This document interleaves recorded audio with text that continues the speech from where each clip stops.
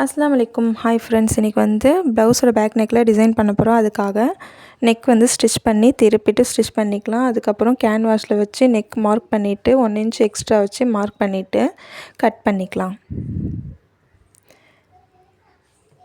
இது கட் பண்ண பிறகு ஒரு கிளாத்தில் வச்சு ஸ்டிச் பண்ணிவிட்டு வெளிப்பக்கம் ஒரு 1/4 இன்ச் எக்ஸ்ட்ரா இருக்கிற மாதிரி வச்சு கட் பண்ணிக்கோங்க. ஏன்னா இது ஃபோல்ட் பண்ணி நம்ம ஸ்டிச் பண்ண போகிறோம். அதுக்கப்புறம் ஸ்கொயர் ஷேப்பில் 2 பக்கமும் 2 இன்ச் இருக்கிற மாதிரி ஒரு கிளாத் எடுத்துகிட்டு இந்த மாதிரி 2 தடவை ஃபோல்ட் பண்ணி எட்ஜஸை ஃபோல்ட் பண்ணால் இந்த மாதிரி பேட்ச் கிடைக்கும்.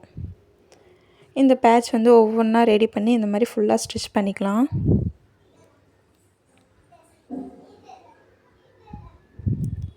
இது ஃபுல்லாக ஸ்டிச் பண்ண பிறகு நம்ம கேன்வாஸ் கட் பண்ணி ஸ்டிச் பண்ணியிருந்தோம் இல்லையா, அதில் வந்து வெளிப்பக்கமாக வச்சு பேட்சை வந்து உள்பக்கமாக பார்க்குற மாதிரி வச்சு ஸ்டிச் பண்ணிக்கோங்க. இது வந்து ரொம்ப நெருக்கமாக வைக்காமல் ஒரு 1/4 இன்ச்சு கேப்பில் வச்சு ஸ்டிச் பண்ணிக்கலாம்.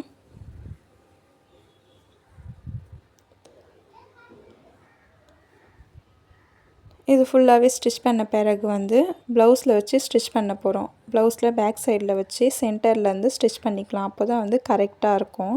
இல்லைனா கிராஸாக போகிறதுக்கும் சான்சஸ் இருக்குது.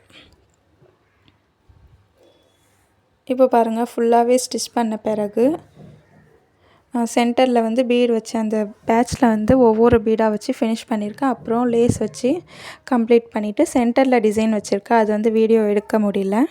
இந்த வீடியோ உங்களுக்கு பிடிச்சிருந்தா லைக் பண்ணுங்கள், ஷேர் பண்ணுங்கள், சப்ஸ்கிரைப் பண்ணுங்கள்.